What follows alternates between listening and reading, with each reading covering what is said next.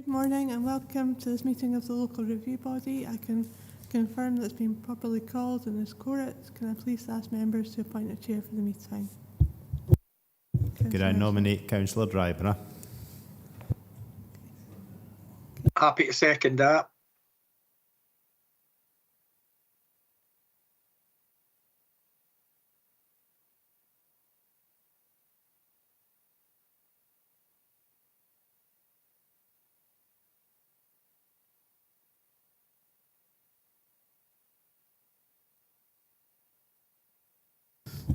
Good morning, members, and welcome to this local review body on 9th of November. This meeting is being live streamed and recorded, and the recording will be made available on the council website for public listening. Remote participants, please follow the good practice guidance, which includes muting microphones and switching off your video when you're not addressing the meeting. Right, and speak in the Teams chat function when you want to contribute, or put your hands up if that's not the case. No material should be posted in the chat function if it is intended as part of the discussion. The usual standing orders apply, including that any votes will be undertaken by roll call. And all members should speak clearly and directly into the microphone when making contributions and when referring to reports. Please provide reference to the relevant page and paragraph to allow everyone to follow. So item 2 is said and apologies, and Chair's approval of members' remote participation. Claire, can you provide the said and apologies? Yes, thank you, Chair. We've got all 7 members present this morning. We've got yourself and Councillor Hislop present in the Council Hall, and Councillors Davis, Drysdale, McFarlane, Marshall and Thompson present on Teams. Thank you, Claire, and I confirm my agreement to the participation of those members recorded as participating remotely. Item 3 is any declarations of interest, and any members have a declaration of interest they wish to make.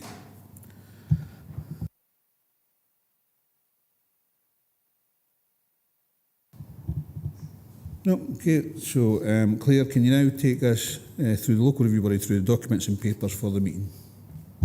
Okay, thank you, Chair. I can confirm we've got one notice of review for consideration today. That's item 4, Burnbank Drumraggett, refusal of planning permission for siting of 2 holiday pods with associated decking and installation of shared septic tank and soakaway 220961 full.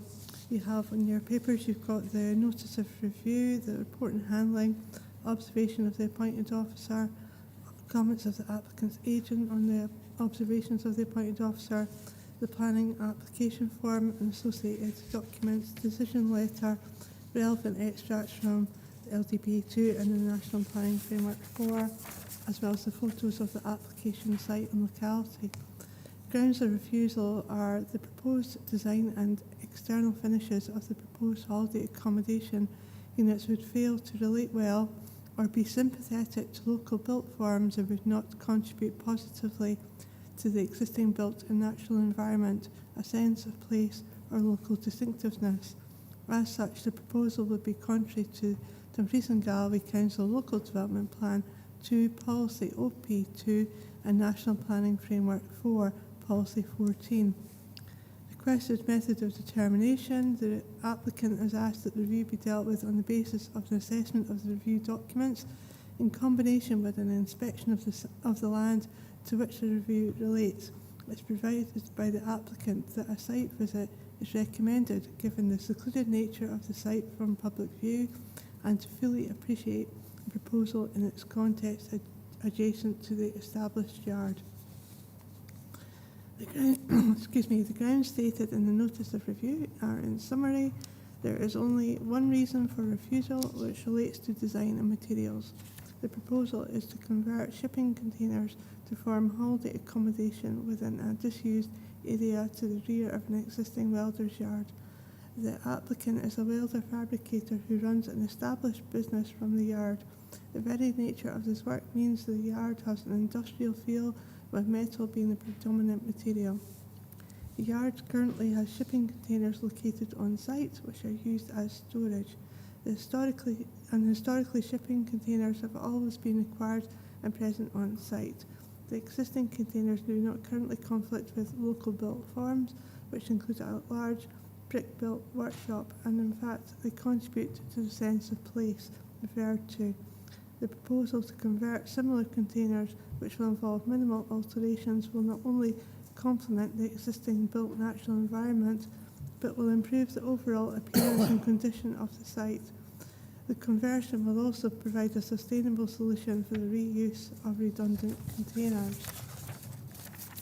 It is the applicant's intention to carry out the conversion of the containers himself within the yard. This means the work would be carried out on-site and the completed pods would remain on-site, which would keep the carbon footprint low. In terms of design and materials, the proposed design layout is well thought out and pods are carefully positioned, orientated to prevent overlooking issues. The metal-clad exterior is not only appropriate for the site, but in fact takes inspiration from its surroundings. It would be possible to use timber on the exterior, but this would be a less appropriate material and wouldn't suit the industrial nature of the site. I wish to highlight the pre-application response, which confirmed that the principle of the development is satisfied, and that further confirmed that the pods are located to the rear of the site, and considering existing tree cover and backdrop and existing buildings, they would not be visually prominent. The proposed design would be unique in the area and not be out of character nor out of scale. The containers have a height of only 2.45 metres, same as the existing containers, therefore would not conflict with the scale, mass and character of the site or surrounding area. Also, the location of the pods to the rear of the site means that they would not be visible from the old military road, and the proposed timber fencing and planting to the south boundary between the pods and the yard will provide further screening from the remainder of the yard. The case officer has not considered the provisions of Policy 29 of MPF4, which directly relate to such rural developments. The policy seeks to encourage rural economic activity, innovation and diversification, whilst ensuring that the distinctiveness character of the rural area is safeguarded and enhanced. The policy aims to encourage and support development similar to that being proposed, which assist in an establishment and support of vibrant and sustainable communities. Part A of Policy 29 relates specifically to the type of proposal under consideration and advocates support for developments where they relate to a diversification of existing business, and they relate to reuse of previously used land and or buildings, and they are suitably scaled, sited and designed to be in keeping with the character of the area. Since this development relates to the reuse of previously used land no longer required for operational purposes, for the purposes of siting small-scale repurposed shipping containers within a screened and secluded area of an established welder's fabricator's yard, the development complies with the test within Policies 29. Positive policy support for such a development and diversification schemes in the rural area has not been acknowledged by the case officer. So within your papers you also have all the relevant development plan policies from LTP2. You've got OP1, OP2, ED2, ED9, IN8 and IN9. For supplementary guidance you have design, quality and placemaking and dark sky friendly lighting, and for MPF4 you've got policies 1, 2, 4, 12, 13, 14, 29 and 30. So the main issues that LRB may consider are: does the proposal fail to comply with the terms of the development plan? In particular, does the proposal fail to accord with the LTP2 policy OP2 and MPF4 policy 14? In particular, by virtue of its proposed design and external finishes, would the proposal fail to contribute positively to the existing built and natural environment? Would the proposal fail to contribute positively to the sense of place or local distinctiveness? If it is not considered that the proposal accords with the terms of the development plan, are there a set of material considerations of sufficient weight to justify a departure from the terms of the development plan? If so, what reasons would members give for such a decision if it was considered that the proposal departs from the terms of the development plan? And if members are minded to reverse the appointed officer's decision and instead grant planning permission for this proposal, what set of conditions and reasons would members wish to see attached, if any? And if members are instead minded to vary the terms of the appointed officer's decision, what changes to the specific reasoning for the decision would be required? So, having outlined your documents, it falls to the LRB to determine whether there is sufficient information to consider the review. It's confirmed that there will be no representations from any party heard today. You have the following options. You can decide you have sufficient information before you to determine the review today. Request further information in the form of written representations. The LRB would be required to state precisely the information it was seeking and who must provide it. Resolve to hold a hearing, again specifying who would be invited to speak and on what matters. Resolve to hold a site visit, accompanied or unaccompanied. This can be done in conjunction with any of the above, but would not allow a decision to be made today. And if the local review body resolves it has sufficient information and that no further procedure is required, then the local review body has the full powers to uphold, reverse or vary a determination. The decision notice will include a statement of the terms in which the planning authority has decided the case reviewed. So you have a planning advisor present at your meeting in relation to this case. It's confirmed he has not had any involvement in this case prior to the submission of the notice of review and was not the case officer or the appointed officer for this application. He is here purely to provide independent advice as needed on matters of planning policy, law or process to the LRB. You also have a solicitor present today who will act independently if the LRB require any specific advice on matters of law. So members are clear, no further clarification is required. I would like to ask the Chair to lead the debate and in the first instance lead the local review body through the agenda papers together to decide if you have sufficient information before you to make a determination today. Okay, members, I'll run the way I normally do LRBs, which is I think we'll go through the photographs first and then we'll go through the papers to see if we've got enough sufficient information to make a decision today. So can I ask Robert to take us through the pictures, please, Robert? Certainly, Chair. Just as usual for clarification, these are pictures that have been provided by the case officer. The pictures date back to the 18th of April this year. I've not been out on the site and I'm reliant on the captions I've been given. There are hard copies of these photographs in your papers on pages 117 to 119, so these are exactly the same.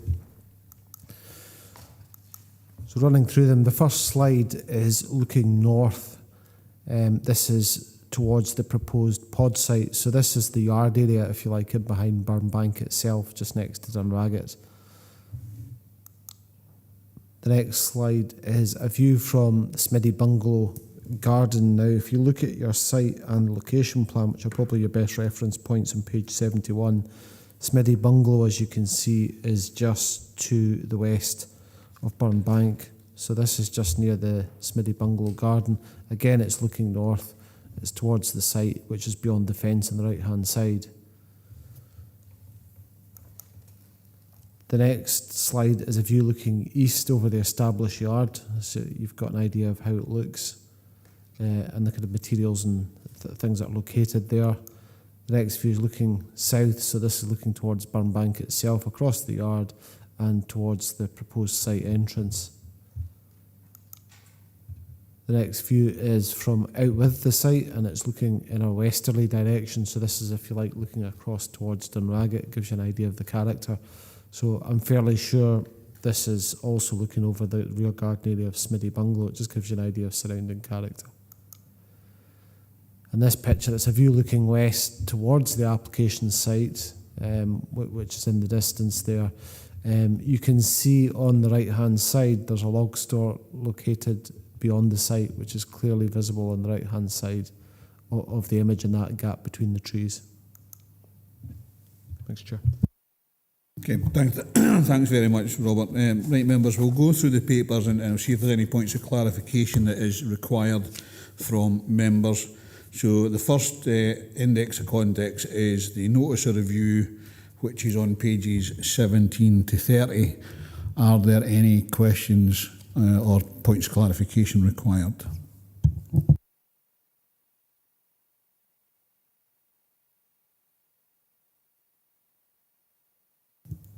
Take that as a no. We'll then go into the report on handling, which is pages 33 to 50. Any points of clarification or questions?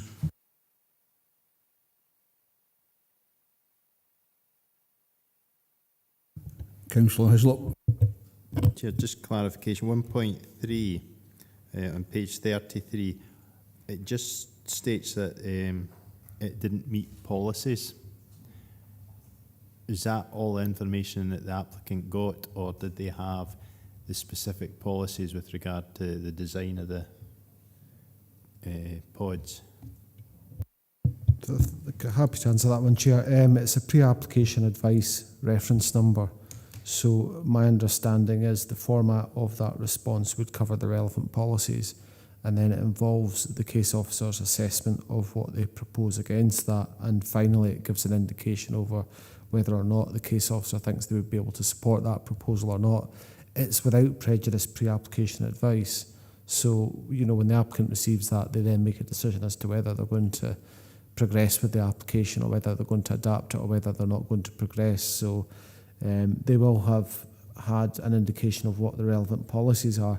What's key to note, though, is that dates back to January 2022. So at that point in time, the development plan was the Local Development Plan 2, because it was adopted in October 2019.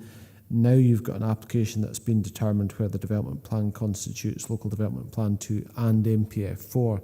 So the policies you're looking at in the determination of this case are different to those that would have been referenced in the pre-app response.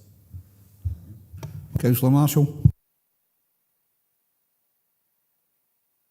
Thanks, Chair. Yeah, it's just in relation to page 38, 4.17, contaminated land.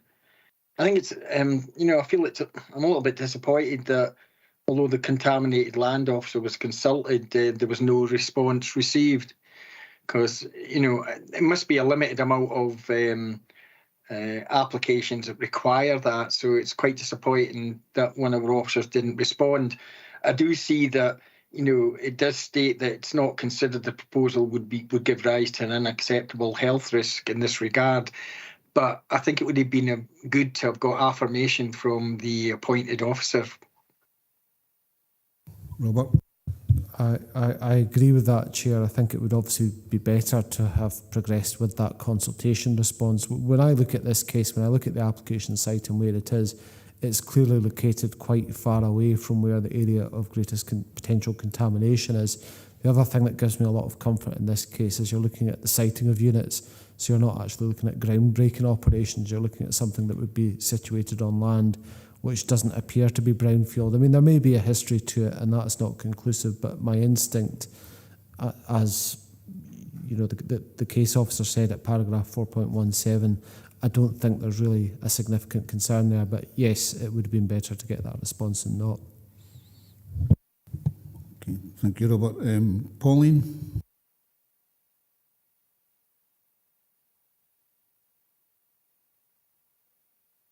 Sorry, morning, Chair, morning, everybody. Thanks, Archie.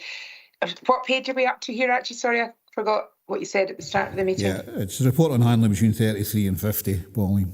Okay, just a couple of things. I think things have changed since MPF 4, as Robert's quite rightly said. And if we look at page 36, policy ED9, there's 3 out of 4 of those points which do relate to the application, which have possibly changed since MPF 4 came into place, Chair. So probably as members, we need to consider that. But I just wanted a little bit more information, Robert, if you've got it. I don't think the report's too clear to me whether I've missed it or not with regards to the actual fabric itself of the exterior that was in this initial planning application that's now in front of us. So as we know, before MPF 4 came into play, we've got 4 or 5 applications. I know it's this application we're talking about and not past applications, but it's just the actual materials that are being considered. Is it stainless steel we're talking about here, or is it light or dark, sort of that corrugated look? Do you have that information, Robert? I'm just a wee bit confused from the drawings as well. So I think we need to know that exactly, or are we not able to do that at this point in time, Chair? Thanks. I'll ask Robert to confirm. Thanks, Chair. Looking at the report on handling, that there is a description of the proposed development at 1.2. So that clarifies it. It describes what they are formed from converted shipping containers. They're flat leaf structures, and it gives the dimensions of them, finished in UPVC and metal cladding. And then you've got the proposed decked area on the eastern elevation on which hot tubs would be sited. So that's really the only information I've got. Beyond that, there are the appointed officer comments in pages 53 to 55. But I don't think, I'll check it again while I'm answering this, but I don't think that really clarifies anything further in relation to the proposed materials. Yeah. The other thing I would point out would be you're looking at the determination date in this case as coming after MPF 4 becoming part of the development plan. So you do have the report and handling and the decision notice taking into account the policies in MPF 4. Whereas the pre-application advice was prior to MPF 4 becoming part of the development plan. Yeah. So you're considering LDP 2 and MPF 4 now as part of the development plan, and the appointed officer's done that. Yeah. Can I come back in, Chair, please, if that's okay? Of course. Thanks very much. Yeah, that's helpful, Robert. Again, I just don't think as members, I know how my other colleagues feel, that we have enough information about the exterior surface that is being planned here. It has stated, as you've said, a little bit of detail. Were it that it was the dark corrugated type, dark grey type material, I know how I would feel about that, but if it was bright stainless steel, different matter. We have got an awful lot of planning applications that have gone through with dark timber. I know this particular application doesn't wish to use that, and I can understand that. It's an old industrial site. But I think as members, I would like to suggest at some point when we get to that, when we're in session, a number of amendments, but we can talk about that later. But I think it would have been helpful if we'd had a little bit more detail from the applicant as to what the actual materials were. Thanks, Chair. Thank you, Robert. Robert, do you want to come back in? Yeah, certainly, Chair. I mean, what I can do at the moment is I can look through the papers again, and if I can find any further clarification about finishes, I'll certainly let you know about that and let the members know as well. So I'll just double check what I have in front of me, but I think that really is the kind of extent of the description of finishes in the report and handling, but I'll check that, Chair. Thank you. Okay, thank you. Anybody else on the report on handling? Andy McFarlane? Yeah, thank you, Chair. It seems strange that we don't know what the finishes are, because the whole reason for it is that the external finishes to proposed holiday accommodations would fail to relate well and be sympathetic to local built forms. I mean, I like Pauline, I'm struggling to actually find that, as is Robert. And it seems strange that the officer would say that, and yet it's not clearly defined within the papers. Thanks, Chair. Thank you. I think Robert's still looking through at the moment to find out if there is anything else in the papers that will help us. Ivor? Page 75, there's drawings there, and it says that the cladding will be metal profiled stroke flat sheet cladding covering. That's the only other reference, I think. It's on small writing. You might need to blow it up a bit.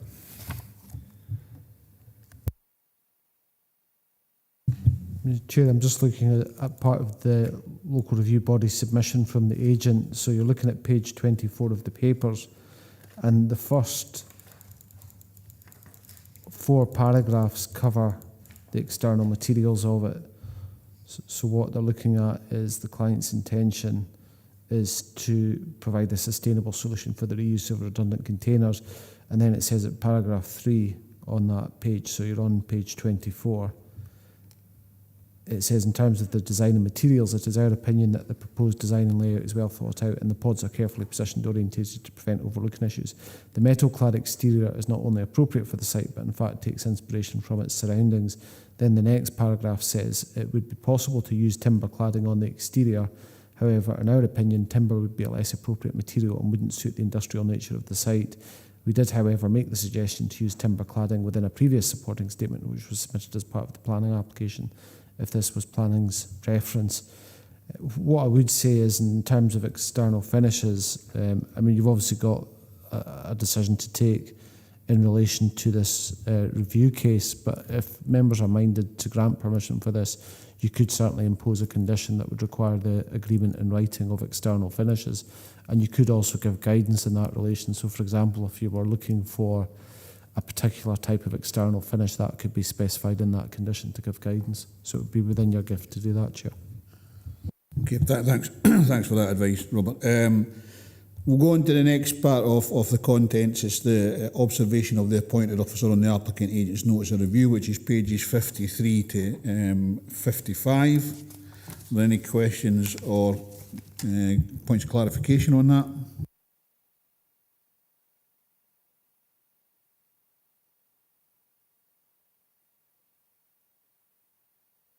Okay, we'll then go on to the comments of the application agent and observation of the appointed officer, which is pages 59 to 60.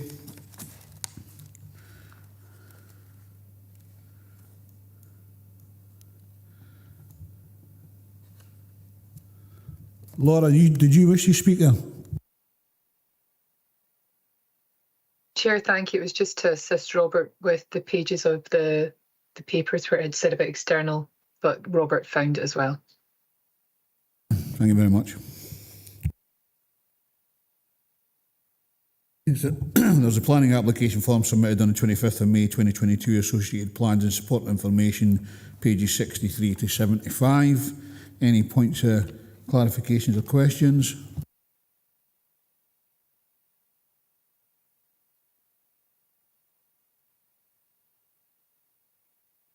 There's then a decision letter from Dumfries and Galloway Council dated 12th of June 2023 on pages 79 to 83. Any questions or points of clarification?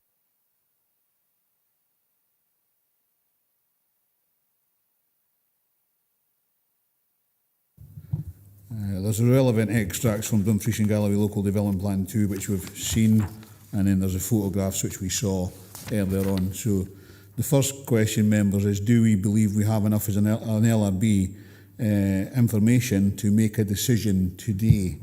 I'll hand that over to members.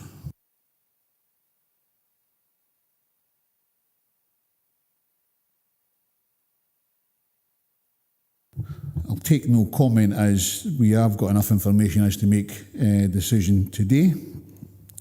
So I'll then open up for members, either information or questions or decisions.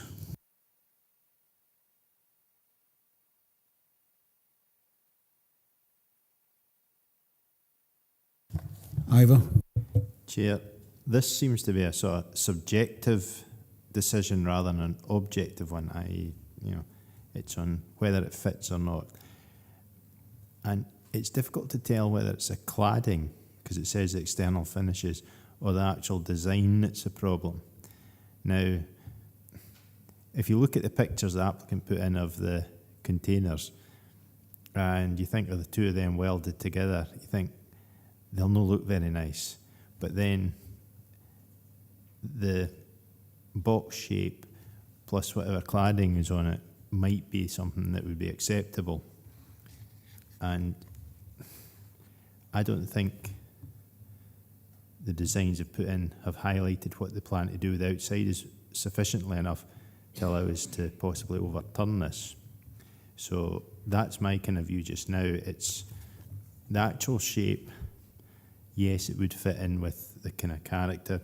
You could have, is it a Nissan hut you call the wee next to it, which is corrugated iron usually. So if it was something similar, would that have been acceptable? Because you've got a built Nissan hut there, So the idea of the shape, they look like caravans with a 45-degree kink in them. Doesn't really bother me that, but the actual external finish, if it's left as is with bits of red paint and bits of blue paint, I would say no, I don't want. But willing to hear what other members think. Thanks for that, Ivan. Robert, on the cladding and all that sort of thing, or I mean, obviously, if this is if the officer's recommendation is upheld, does the applicant have a free go sort of thing? I'm just trying to remember if that's right. they can make another planning application. I mean, the legislation, I'm fairly sure, entitles you to make another planning application in the event that your planning permission is refused within 12 months of the date of that decision without incurring a further application fee. So there is a possibility still that they're still in time to do so given the date of this decision. So that is a future opportunity for them. There is a suggestion here that they're willing to amend the proposal to suit the planning officer, if you like. So it strikes me that there's maybe an opportunity for further discussion in that regard. About the design, as Councillor Hislop said, your key drawings are those you find on page 75, which show the elevations and also shows a kind of helpful perspective drawing of what these units would look like. And he described it quite well. Again, with finishes, a condition about finishes of the units would be within your gift as a local review body if you've got particularly strong feelings as to what that should be. Thanks, Robert. Pauline and Andy. Yeah, thank you, Robert. That's really helpful. I think with this case, policy 29 is relevant in terms of the innovation and diversification of a current business site and the fact that it's carbon friendly. You know, no one's asking to move any pieces of equipment around. I think the development is fine, but I would like to ask as a committee if we could put in a condition of, as you've stated, Robert, to ensure that the planning department have some rights and decision-making powers over the external finishes that are used.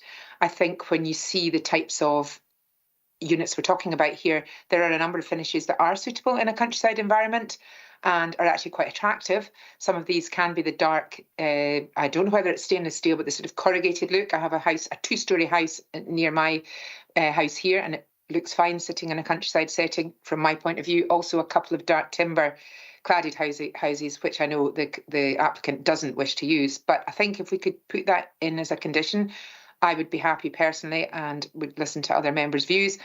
And also I'd be minded to put in a condition of a tree planting type of condition just to ensure that there's a bit of privacy and making the site more attractive and slightly have less of an industrial type feel. And I think that's very important for the environment as well at the moment. So just to take that on board. Thank you, Chair. Thanks, Robert. Thanks, Pauline. Do you want to come in on that, Robert? It's certainly possible to impose conditions like that. A condition on external finishes is fairly straightforward. What I would say is, as members, you've obviously got to make a decision on the application, but if you wish to grant planning permission, are you then wanting to provide a particular steer on which type of finishes they are? Because I'm hearing that dark stained timber seems to be okay. A kind of dark corrugated finish is fine, so kind of dark recessive colours and these type of finishes are okay. So they could be included in the condition, if you like, to give a kind of steer, because otherwise it would just be to get the finishes agreed in writing. So you could amend that slightly to include that. The landscaping condition, again, that would provide for some biodiversity enhancement, and we've done that in other cases. So I don't think there'd be any difficulty with including that as a condition either, if that helps. Thanks, Robert. I'm sure that's helped Pauline there. Andy, did you want to come in or? Yes, please. I don't know if we can remit this back to the applicant or to their architects or what have you, because what it seems like is we actually just need more detail on the drawings. Now, I don't know if that's within our processes or if we're able to do that. Equally, just to pick up on something that Robert's just said about the corrugated look, I would say that there is an argument that looking at one of these containers, it's corrugated. It's just a big corrugation as opposed to what we would ordinarily consider to be corrugated, such as the Nissen hut style there. So I do think that I would be reluctant to tell them what we would want to see. I think it's for them to tell us what we want to see, perhaps in more detail, and for us to either agree that or not, or then sort of tweak it rather than us imposing it, because I do think that we're making the road for our own backs there. Thanks, Chair. Okay, I think first of all we can request further information in the form of written representations. Will be required to state precisely the information that we've actually had, but we've already decided we've got enough information in front of us to make a decision today, and I think the cleanest decision that we could make today was to uphold the officer's recommendation, with the understanding that the participant can discuss a further application with the planning committee moving forward. And that information, we would suggest to planning officers, should include what is actually on the outside of the cabins or whatever they want to be called in that particular case. It is within the year, so therefore it looks as though you can have a free go sort of thing, and that information could be as part of the new application. Robert, do you want to? Well, I mean, the other possibility, Chair, is obviously granting planning permission in this case, but putting a condition on delegating the agreement for finishes to the units, which is in some doubt at the moment, to be agreed in writing, and officers would proceed to kind of respect what's been discussed at this meeting in terms of what members are seeking in that regard. So that would, if you like, enable further discussion and clarification over the conditions, but it wouldn't then mean that they had to submit a further application. So that's another option. I see Andy put his thumbs up there. Andy, do you want to come back on that? I just think that what Robert's just suggested sounds like a reasonable approach forward, and probably the best way to expedite this. Okay, Ivor.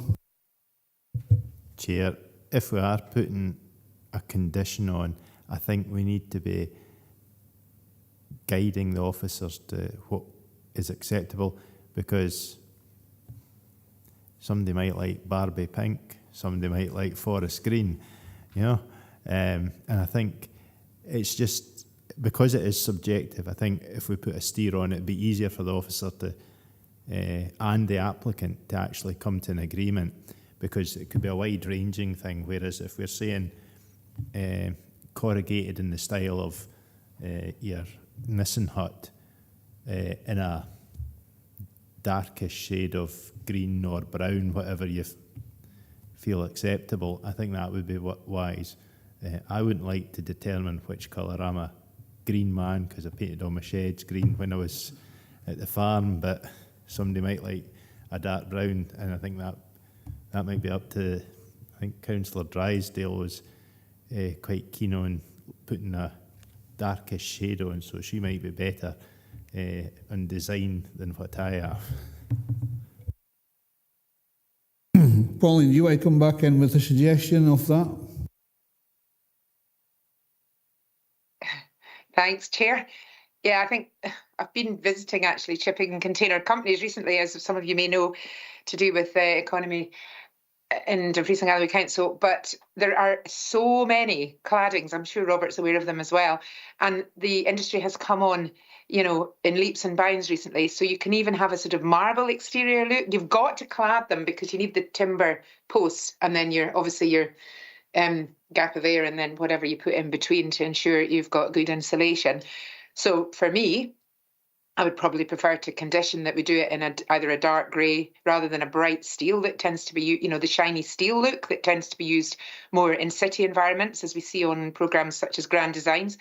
To me, it's nice. It reflects the trees, but it's quite an industrial feel. So maybe a dark colour, as Ivor has said, the darker greens, the darker hues, the sort of vintage colours, to match in with the colouring. You can see on the plans that the trees are a kind of silvery grey. So to me, the silvery greys and the cladded look would work quite well if the applicant doesn't want to use the wood, which does change. The colour of the wood changes over time. It becomes more silver and a lighter shade. But if you're going for the exteriors in metal finishings, I would personally prefer, darker shades, darker greys or greens, or lighter grey hues, but that is up to other members, and I don't know if we're willing and able to do that. So Robert, you can give us that advice. Thank you. Robert, you could put a condition on something like saying that before either of the units is brought into use, the external finishes will be agreed in writing. The external finishes comprising the walls, doors and window frames, and notwithstanding what's agreed, the external walls shall be clad in a dark matte material, either dark grey, green or brown, or something similar to that, and shall constitute timber, reconstituted timber or timber effect cladding, or matte painted metal. Something like that may suit. So then it's up to be agreed in writing, but then the applicant and the case officer have a steer of what you're seeking there. So if I don't want to put words in your mouth, Pauline, but so you would be looking at reversing the decision of the officer's recommendation with the normal sort of conditions that would be applied in these type of things, but with an extra condition that the cladding would be agreed in writing by the planning authority and the individual or the applicant to make sure of that type of backing. Yeah. Laura? Thank you, Chair. Through you, Chair, to Robert. Not wishing to stray into the world of planning, as I know that's not my expertise, but just noticing that the decision is not only saying that the proposed external finishes were incorrect, it also says the proposed design.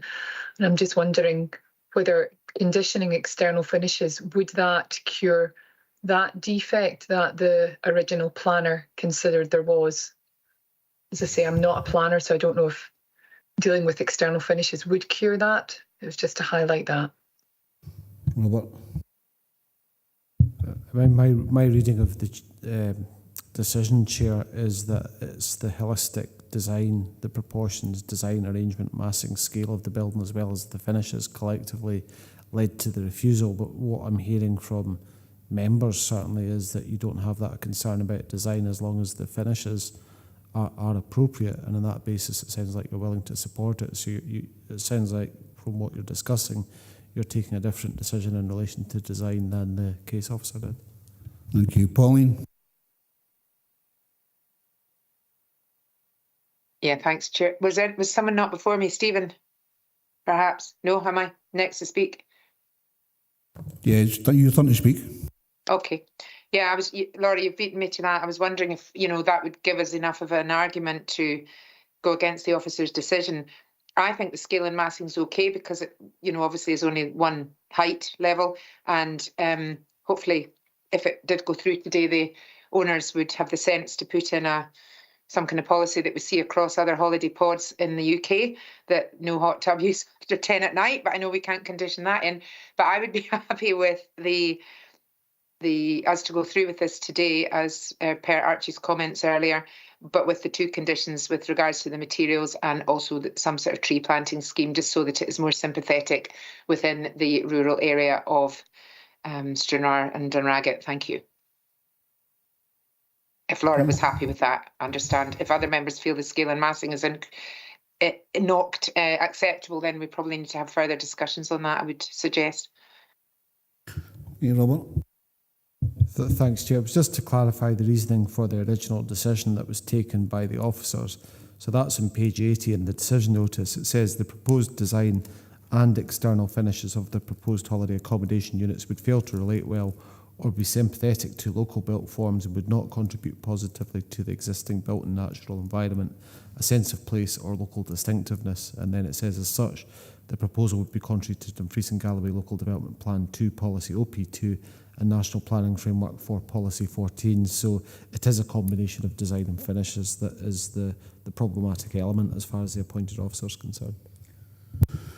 Okay, members, we have a suggestion that we reverse the decision of the planning officer and accept the application with a couple of conditions on top of the normal conditions that would be applied in these sorts of things with regards to the finishes and things. So can you just confirm where we are with that, Claire?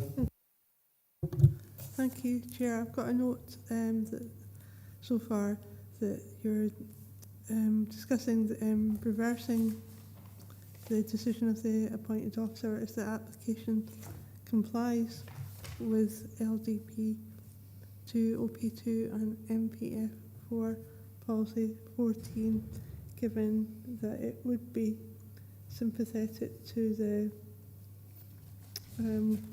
local environment, subject to two conditions being landscaping for biodiversity enhancement and the condition on the external finishes, and that would be delegated and to be agreed in writing, noting the direction of the LRB for a dark finish. Okay, members, is that clear, and is everybody happy with that, or is there any alternative? Ivor? not an alternative. Just with regard to the standard conditions, would that be that no one can use this as a permanent residence? And it's to be used for holiday lets. Is it 6 months or something? You can't stay in it longer than that. There is a condition that we usually put on holiday accommodation, just to make sure that's in as well. Chair, if it helps, the kind of standard conditions we would put on would be a condition that the development's commenced within 3 years of the date of the permission, which is standard, that accords with the legislation. In this case, you're probably also looking at imposing the condition about car parking, which is in the Council Roads Planning Team Leader's response on page 45 of the paper, so that's fairly standard. I think technically that this meets the definition of a caravan, so I think you'd also need a condition requiring exact details and finishes of any future replacement caravans at this site to be agreed in writing first. You've got the finishes, you've got the landscaping condition, and I think a condition relating to the use of it and limiting it for permanent residential accommodation certainly is something that could be imposed as well. So I think that's 6 conditions, if that's where you're moving, Chair. In terms of directives, rather advisory directives, there would just be 2: notice of initiation and completion of development, which is fairly standard, and then a directive with regard to caravan site licence, if that's required, which is obtained from the Environmental Health Service. Sean? Yeah, I've just got one question with regards to, I noticed in the report as well, it did make mention of existing containers that were at the location that were being used for storage, and there was a question of whether or not they would require permission. What? I don't know if it's a separate thing or something that's being investigated anyways. Chair, yes, it's in the report and handling, which I think is on page 33. It's paragraph 1.3 of that report. I'll just navigate to it just now. I've not really got anything else to go on apart from what appears in the report, because it never came up in any subsequent correspondence. So if you look at, it's page 34. Sorry, that's not right. Page 33, thanks, Chair.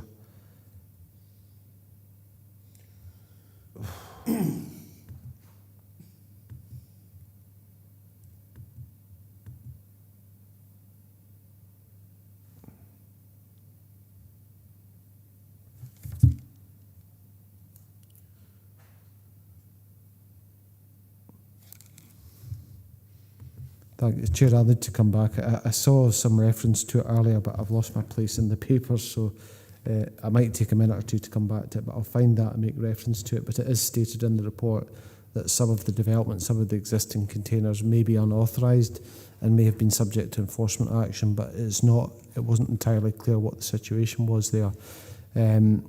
That doesn't impact on your application here. The application you're looking at, the notice of review, is a separate issue to that, and any enforcement action would be taken by officers under delegated powers. But I will try and direct you towards the relevant paragraph once I've found it. Apologies for that, Chair.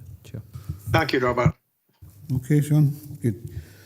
Okay, members, so it looks as though there isn't any other decision apart from we're going to reverse the decision of the planning officer on this one, with the the conditions has been stated by Robert, and we believe that the issue of existing assets on the ground may be under some form of planning enforcement anyway. Is that correct? Thanks, Chair. I found the place that I lost there. If you look at page 53, it's in the appointed officer's comments. And it says at paragraph 1.4, it's acknowledged there are presently some shipping containers located within the wider yard. The planning history for the site does not confirm that planning permission has ever been granted for their siting. The siting of the existing containers, therefore, is potentially unauthorised. But I don't know any more than that, which is what I've been given in the appointed officer's comments. So it's page 53 of your papers, paragraph 1.4. Okay, so that with that in mind, then, as there are no other recommendations from the members, are we happy to go with that decision? That the decision is is reversed and the conditions as suggested be applied to this particular planning application. Are we happy with that? Okay, thanks very much, members. I have got no further business. I thank you for your attention and your information, your questions and your challenges, and I'll speak to you next time. Cheers. Bye.